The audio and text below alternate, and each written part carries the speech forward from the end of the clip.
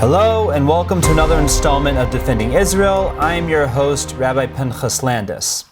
An argument lobbed against the state of Israel is that its founders completely ignored Arab nationalism. This claim could not be further from the truth. In fact, early Zionist leaders saw their Arab counterparts as allies. Both were groups who wanted to build a prosperous Middle East free of foreign control.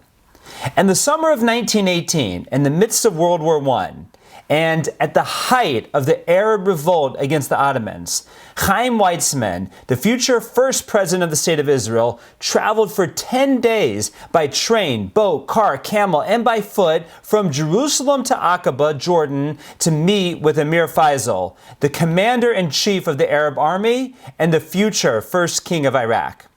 The two men met for more than 2 hours and agreed that Jews and Arabs needed to work together to build the Middle East following World War I.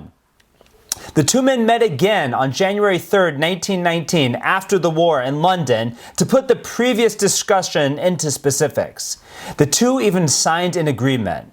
The goal was to create a large pan-Arab state encompassing all the Arab peoples next to a small, separate Palestine for the Jews. After Faisal became the king, aiming to garner favor with radical subjects, he would deny ever signing such an agreement. British Colonel T.E. Lawrence, better known as Lawrence of Arabia, was the most outspoken Arab nationalist of the World War I era. He was also a Zionist. When he first visited Palestine in 1908, he was overcome by the desolation. The only bright spot he observed was the Jewish farms that had brought the desert to life. He felt that with a Jewish state alongside a larger Arab state, the Jews could help the Arabs make the desert sprout. Lawrence said he backed Zionism, quote, not because of the Jews, but because a regenerated Palestine is going to raise the whole moral and material status of its Middle East neighbors. As Arab nationalism grew, Ben-Gurion also realized that the Zionist plan needed modification. It would not be enough to just offer Arabs full civil rights and economic prosperity in the future Jewish state. To this end, he proposed a Semitic federation. This way, when Palestine's Arabs would become a minority to the Jews in the future Jewish state, they would still be part of a much larger, overwhelmingly Arab majority. Ben-Gurion made many attempts to sell this plan to the Palestinian nationalist leader Amin al-Husseini, the Mufti of Jerusalem.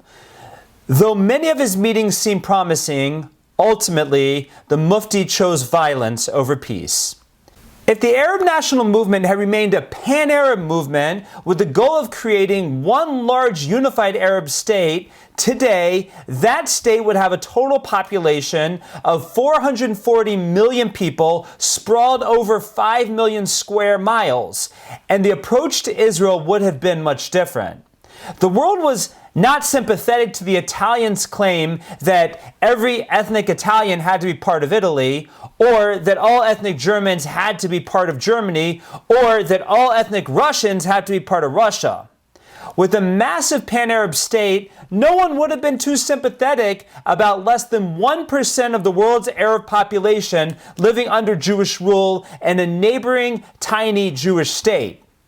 But Arab nationalism has been a moving target. When colonial borders morphed into national identities after World War I, what was originally dreamed of as a very large Arab state became 22 splintered dominions, with one of those splinters being the Arabs in Palestine. In this splintering, we can see the birth of the Arab-Israeli conflict. In our next video, we will discuss Palestine's Arabs' choice of violence over cooperation.